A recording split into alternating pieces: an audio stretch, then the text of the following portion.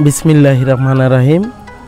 প্রিয় কৃষি বন্ধুরা, এই মুহূর্তে দেশ ও দেশের বাইরে থেকে যারা আমাদের এই ভিডিওটি দেখছেন, আপনাদের সবাইকে মাটি ও কৃষি চ্যানেলের পক্ষ থেকে স্বাগতম। লিচু অত্যন্ত জনপ্রিয়, সুস্বাদু, পুষ্টিকর ও লোভনীয় একটি ফল। লিচুতে প্রচুর ঔষধি গুণ ছাড়াও প্রচুর পরিমাণ খনিজ, শর্করা ও ভিটামিন সি রয়েছে। বাংলাদেশের প্রায় সব জেলায় লিচু চাষ হয়ে থাকে।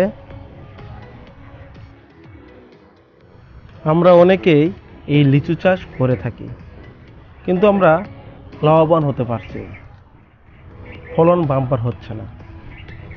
এর কারণ হলো কখন কি করতে হবে, মুকুল আসার আগে এবং মুকুল আসার পরে লিচুতে কি কি স্প্রে করতে হবে, এই বিষয়ে আমাদের স্পষ্ট ধারণা বা হাতে কলমে শিক্ষা না থাকার কারণে।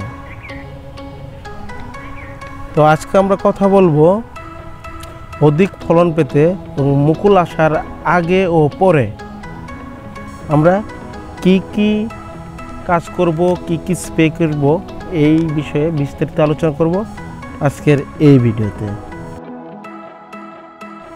লিচুর মুকুল আসা শুরু হয় শীতের শেষের দিকে। আমরা যদি শীতের সময় মানে জানুয়ারি মাসের দিকে পরিচর্যা শুরু করতে পারি, তাহলে আমাদের মুকুল নষ্ট হবে না, ফলন বেশি হবে। কিন্তু আমরা ভাবি যে এখন তো শীত, এখন পরিচর্যা করব না, আরও কয়েকটা দিন পরে করব। কিন্তু পরে করতে গেলেই আমাদের মুকুল আসা দেরি হয়ে যায় এবং মুকুল আসা যে প্রতিবন্ধকতা, এগুলো সৃষ্টি হয়ে যায়।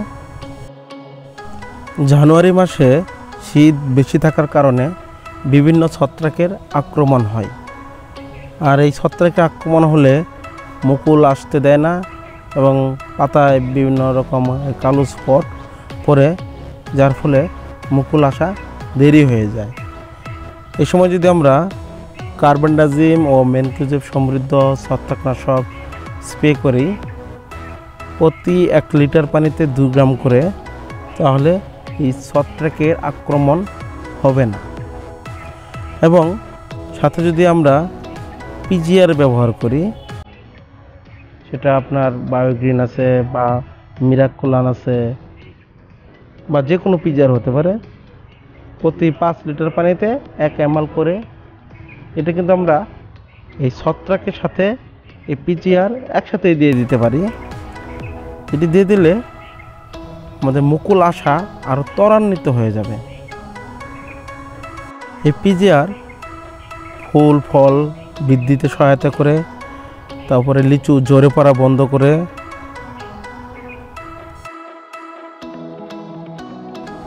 লিচুর মুকুল আসার পরপরই অ্যামামেকটিন 1.8 EC জাতীয় যে কীটনাশকগুলো আছে, এগুলা 1 লিটার পানিতে 1 ml করে স্প্রে করে দেব এবং সাথে ম্যানকোজেব ও কার্বনডাজিম সমৃদ্ধ যে ছত্রাকনাশকগুলো আছে, এগুলো স্প্রে করে দেব। তবে মনে রাখতে হবে, মুকুল বা ফুল ফুটে গেলে তারপর আমরা আর কীটনাশক ব্যবহার করব না, কারণ তখন কীটনাশক ব্যবহার করলে মুকুল ঝরে পড়তে পারে বা ফল ঝরে পড়তে পারে।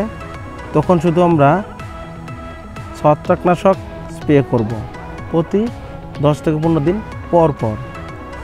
আর লিচু একটু বড় হলে, মানে মটর দানার মতো হয়ে গেলে, আমরা সেচ দিব পরিমাণ মতো। বেশি সেচ দেওয়া যাবে না, বেশি সেচ দিলে ঝরে পড়তে পারে বা ফেটে যেতে পারে। আবার যদি আপনি মাটি বেশি শুকিয়ে সেচ দেন হঠাৎ করে, তাহলেও লিচু ঝরে পড়া ও ফেটে যাওয়া বেড়ে যেতে পারে।